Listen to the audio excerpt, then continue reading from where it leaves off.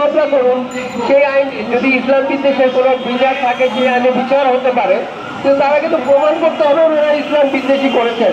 ওনারা কিছু random Facebook post comment এসে শেয়ার করছেন, যেগুলো দিয়ে তারা যে ইসলাম বিদ্বেষী ওরকম ভাবে কোনো কিছুই প্রমাণ হচ্ছে না। আউট অফ কন্টেক্সট তারা কিছু জিনিস উদ্ধৃত করছে।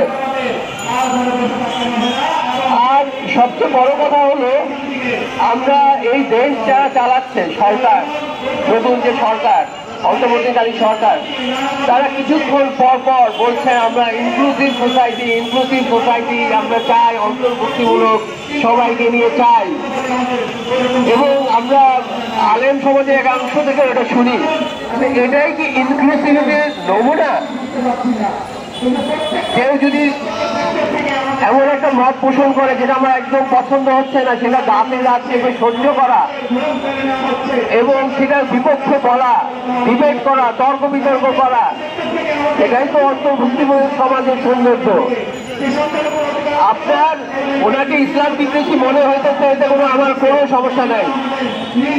আপনি আসেন, আমরা একসাথে বসে এক জায়গায় বসে ডিবেট করি, তর্ক বিতর্ক করি, এতে তো আর কোনো সমস্যা নাই। কিন্তু তাকে অপসারণ করার কথা বলছেন কেন?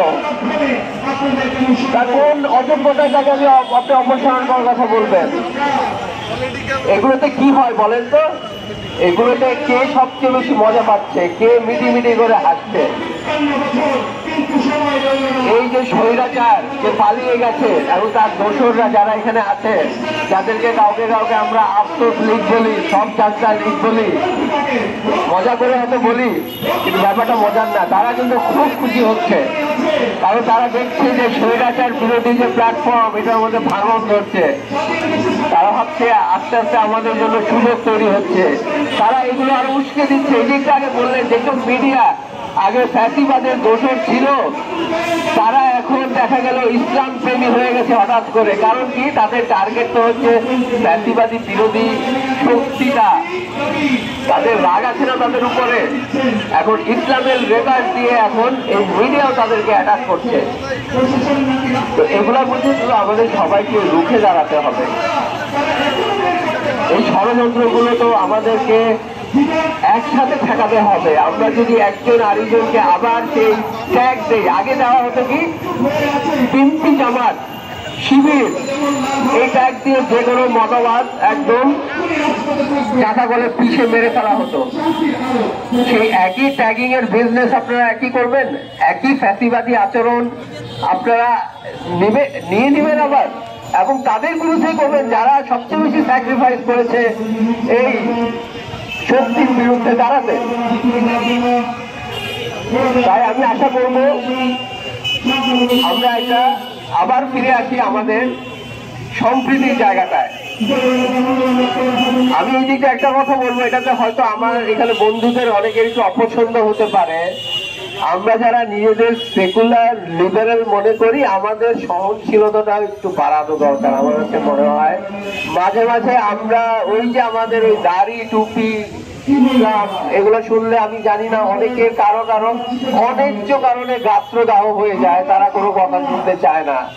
এটাও কিন্তু ইনক্লুসিভিটি ব্যাপার না। আপনি নিজেকে লিবারেল মনে করছেন, আপনি নিজেকে সেকুলার মনে করছেন, কিন্তু সবার আগে তো আপনাকে কি করতে হবে? নিশ্চিত করতে হবে আপনি যে ইনক্লুসিভ সোসাইটির কথা ভাবছেন, সেখানে যেই লোকটা 5 ওয়াক্ত নামাজ পড়ে, যেই লোকটা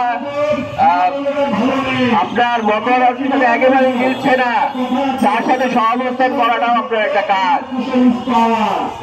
তাকে আলাদা করে দিয়েন না, তার সাথে আলাপ আলোচনা চালান।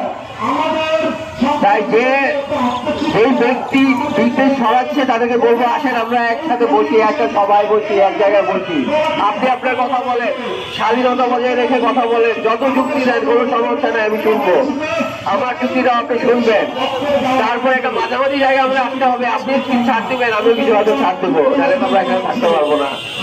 তো এই সহাবস্থানের জায়গায় আমরা যদি আসতে না পারি, আমি দুই পক্ষকে বলছি, সেকুলারদের মধ্যে কিন্তু একটা জঙ্গি মনোভাব আছে, এটা আমাদের একটু ছাড়তে হবে।